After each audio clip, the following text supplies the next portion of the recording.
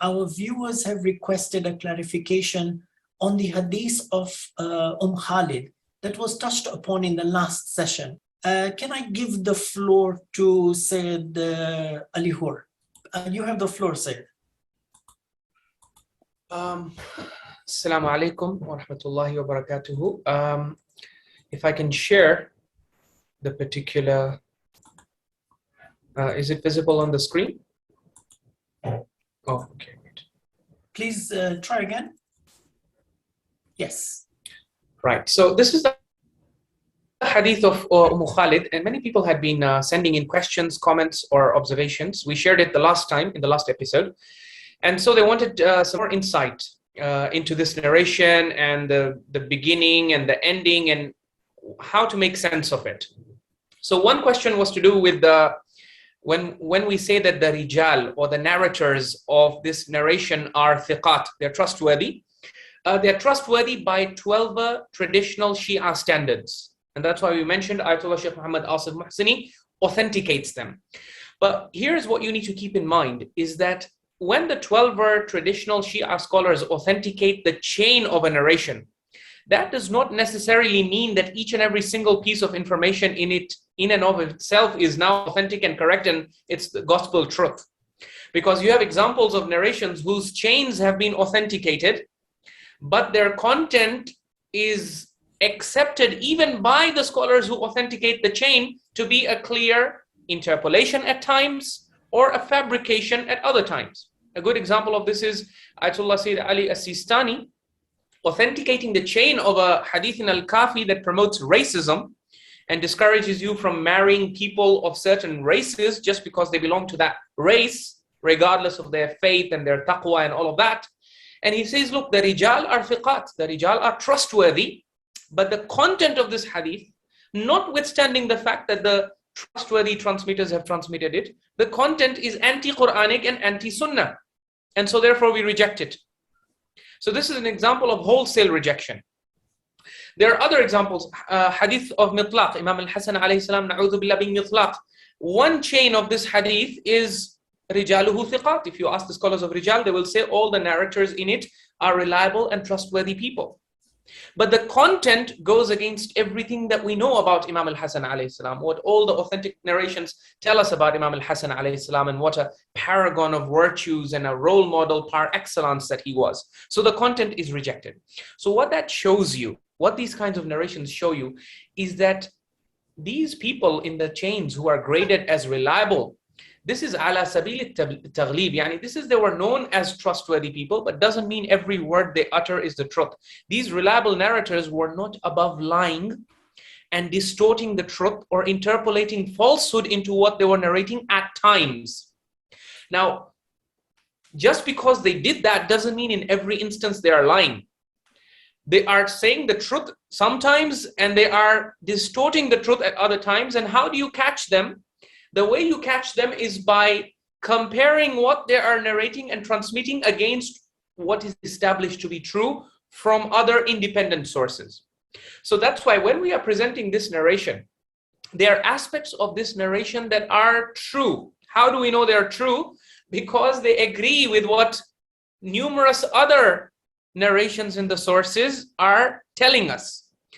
But then there are parts, there might be parts in the narration where you can clearly see that one of the narrators has tried to distort the narrative, or he has tried to manipulate the narrative to favor himself and the position that he subscribes to. Once you understand this, we can come to this narration. As you can see, the primary narrator you see here is Abu Basir. And as you will see, Abu Basir in this very narration has been exposed as a person who preaches, because Abu Basir is one of among the leaders of the Shia at the time.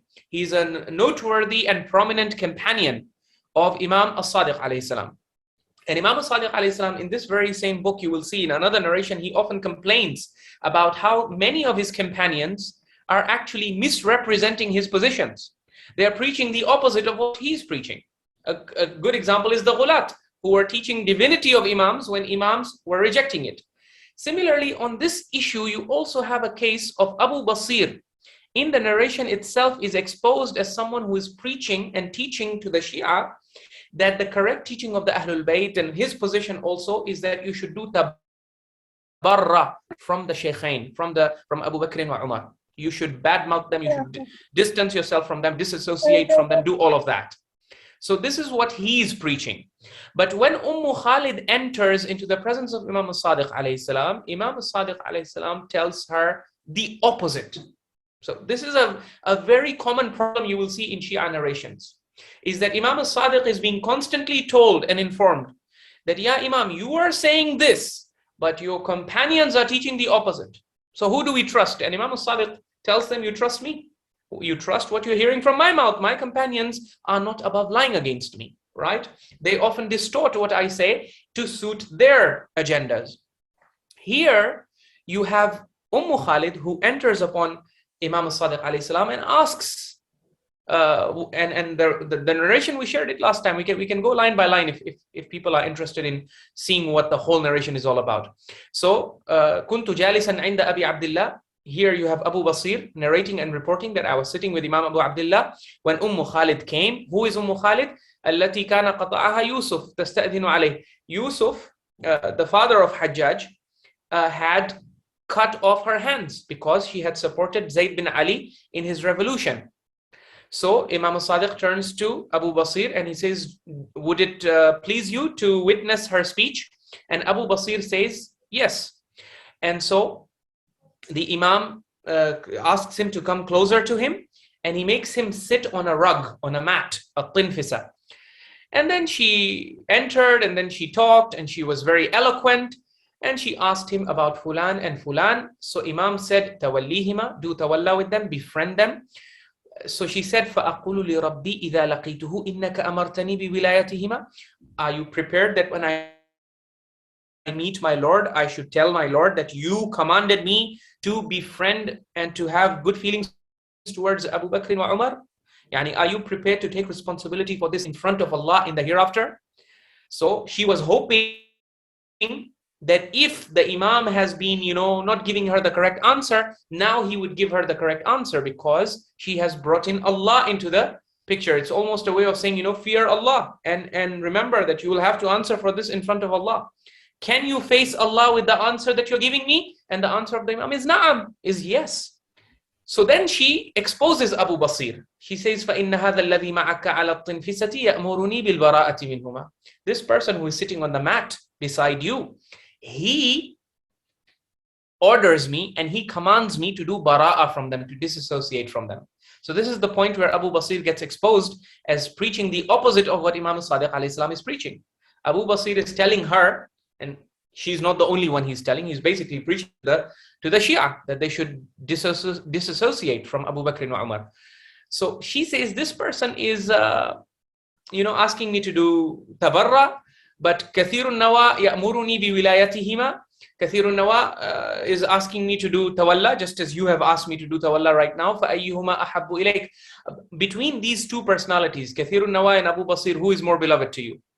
Now, who is narrating this? Remember, who is the primary narrator? Abu Basir.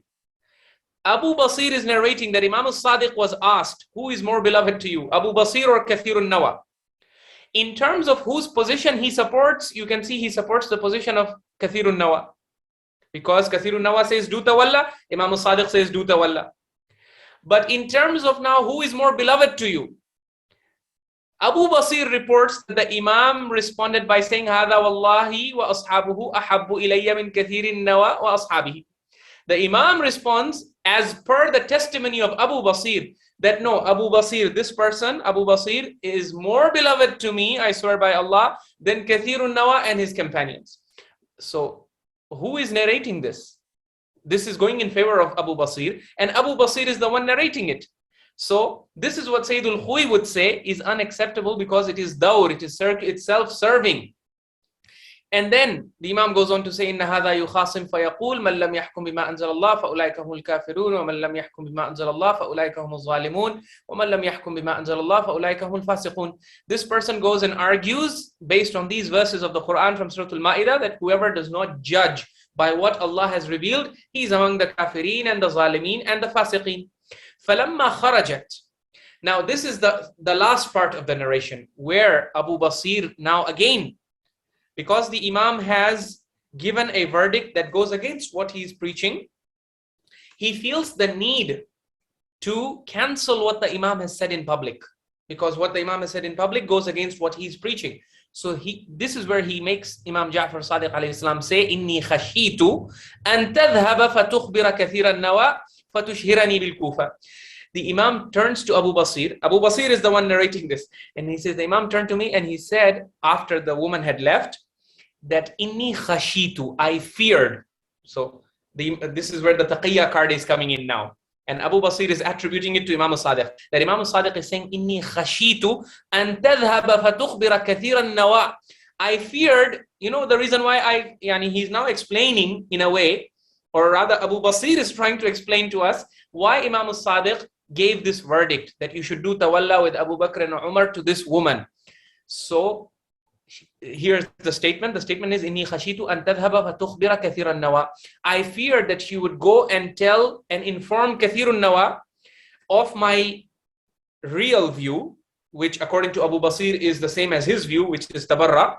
Fatushhirani bil Kufa. So she would create humiliation. She would make me famous for doing tabarra from Abu Bakr and Umar in Kufa. Okay. Allahumma inni ilayka min kathirin nawa'i bari'un fi dunya wal akhirah. Oh God, I disassociate myself from kathirun nawa in this dunya and in the hereafter. But the important thing, I want the critical point, and what makes us say that this narration is tainted, is the fact that this Abu Basir is making Imam Sadiq say, Inni khashitu. I feared that this woman would go and inform kathirun nawa of my real views, and then it would lead to embarrassment for me in Kufa. Tell me, does it make sense that Imam Sadiq alayhi salam is more afraid of being embarrassed in Kufa and his affair getting exposed in Kufa? He's more afraid of that, and he's more afraid that that this woman will go and inform Kathirun Nawa of his true views, but he's not afraid that this woman will report him to Allah on the Day of Judgment if he has lied about this opinion.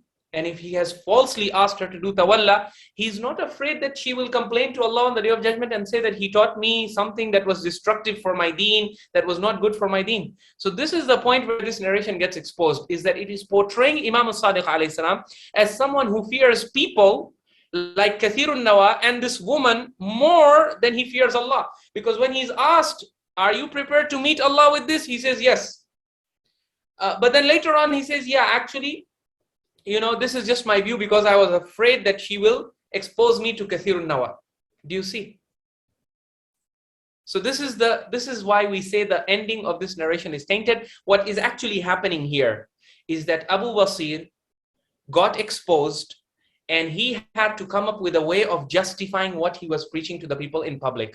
Because after this incident and after news spread about it, people would come to him and say, you Abu Basir, you're preaching the opposite of what Imam Sadiq told that woman. Because this woman would go and tell others as well. And so Abu Basir had to come up with a way to make it look like what Imam Sadiq told that woman is not authentic information. It is a lie. And it's a lie that he lied because he feared the people of Kufa and being exposed in Kufa. Whereas what the Imam mentions to that woman is what we trust more, because that woman invoked Allah. She brought Allah into the picture and she said, give me the answer that you are prepared to face Allah with. And so the answer that Imam was prepared to face Allah with was that there is no issue, there is no harm in doing tawalla with these personalities. So I hope we have been able to cover.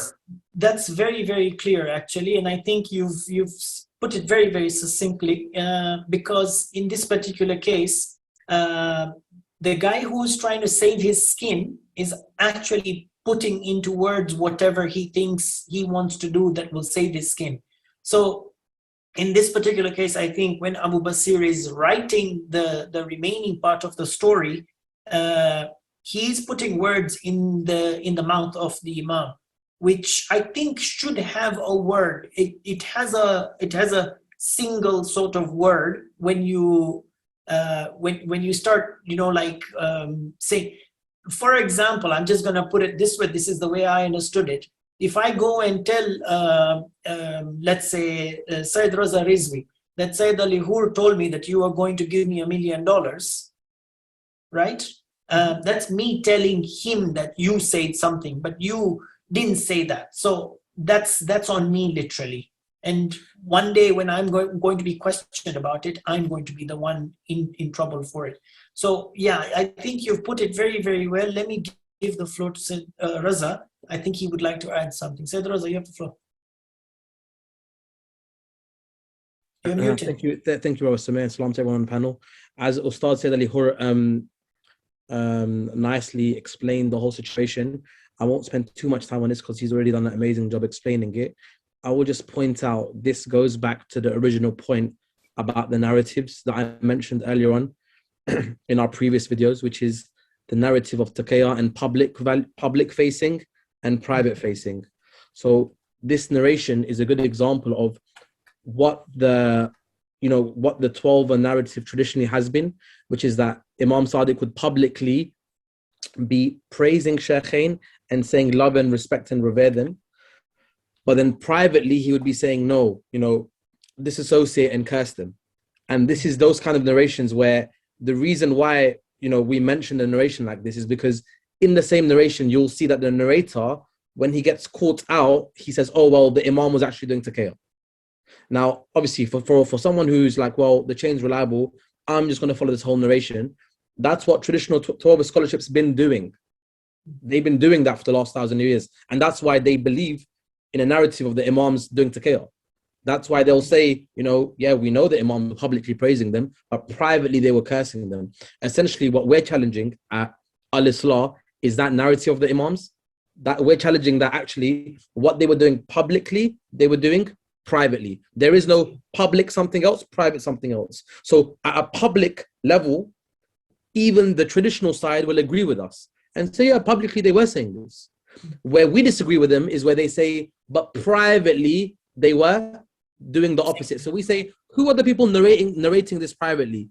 It's these kind of people like Abu Basir and Zurara, etc., who at times even we've got other narrations condemning them themselves. So it's not to dismiss everything they say, but rather we look at the daraya, we look at the content of the riwayah, and we look at what's self-serving, what's a circular argument, and we establish it from there. And essentially, that's the whole point of rejecting the taqiyya narrative. Once you accept the taqiyya narrative, of course, these kind of narrations will be fine for those people. But for us, because we're challenging it, we dismiss that part of the narration rather than the public facing, because the Ummah agrees at a public level, the Imams were being like, we have no issue with the Shaykhain, as we'll see. Thank you for that, Sayyid Raza. So technically what we are saying is if they are infallible Imams, what they say in public is what they say in private. And there's no two narrations that are differing from one another.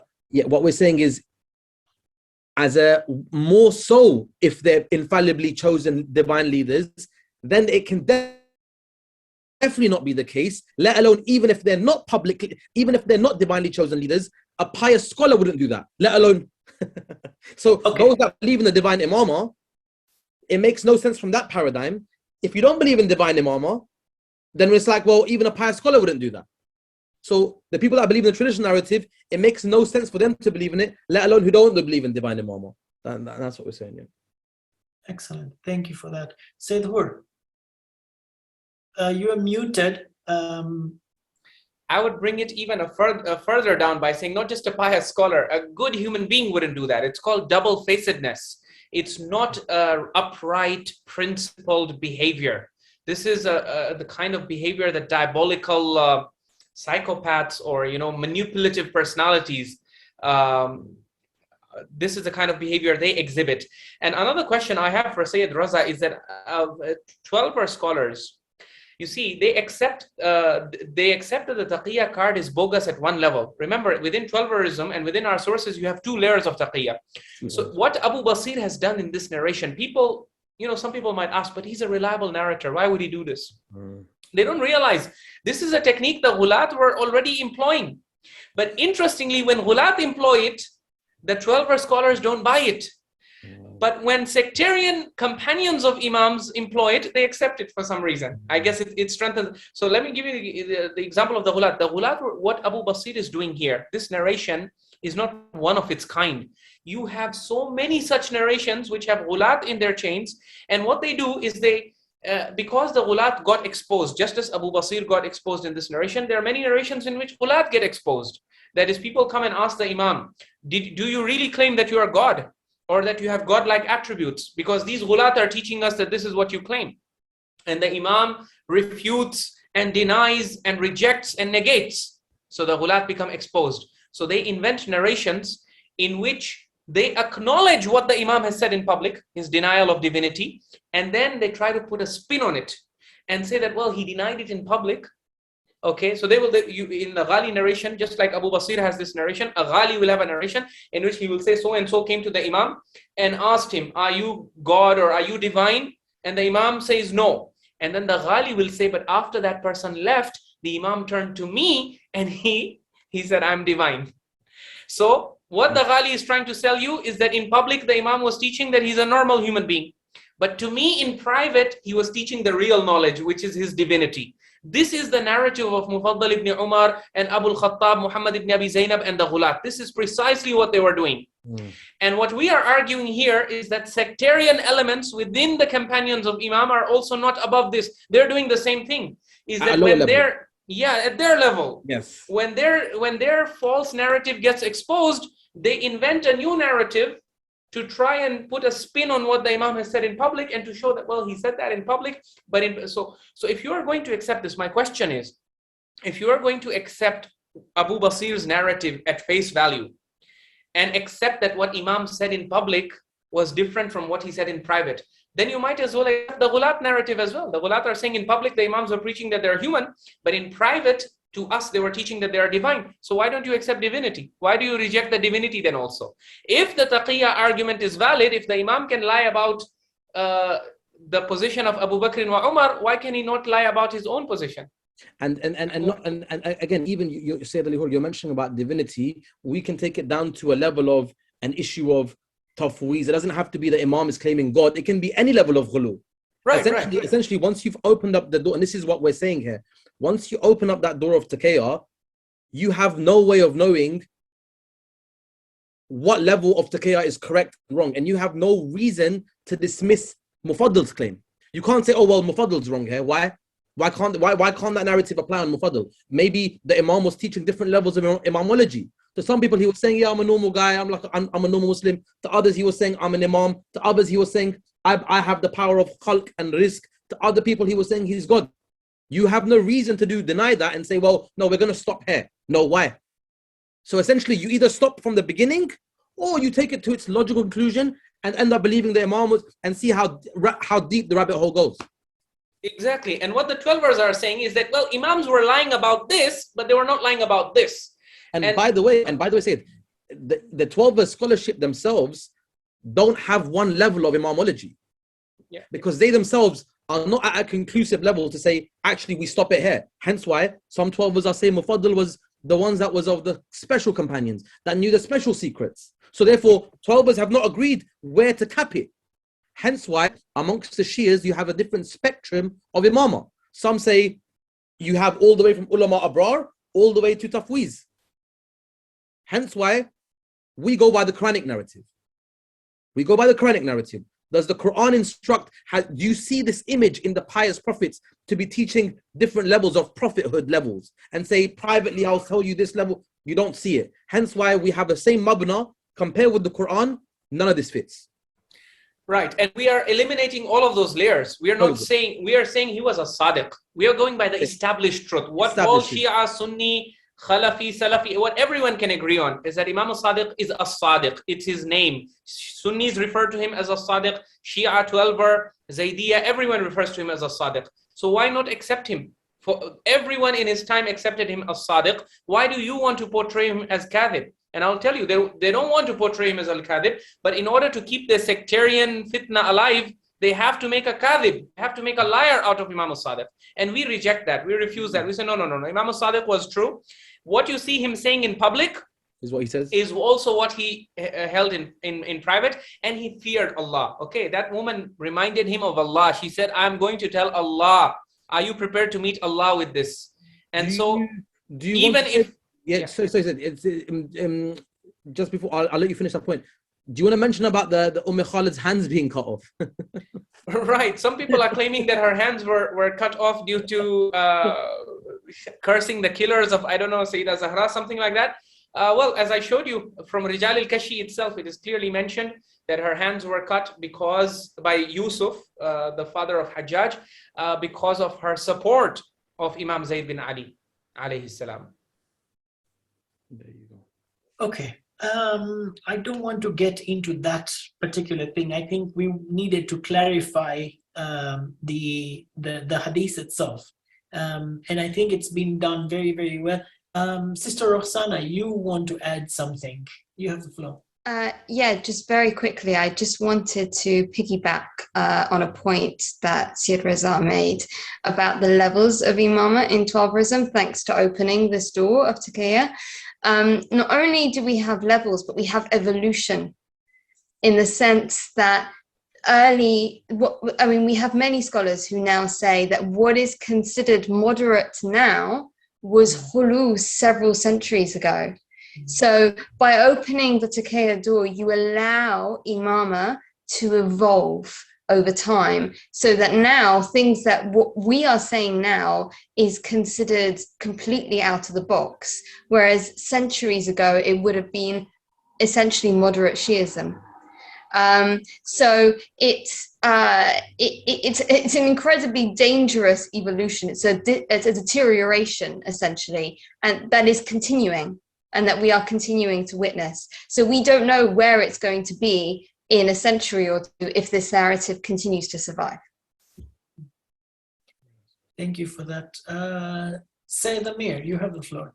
Thank you so much. They talk about these people saying, no, what the Imam preaches in public isn't the truth. It reminds me of the Gnostic Christians. The Gnostic Christians, they used to say Jesus, it wasn't what it says in the Bible. The real knowledge of Jesus, you find it with us, with the secret societies, with the secret people. Join our cult, join our sect, and we'll give you this true message of Jesus. It's not what's in the Bible.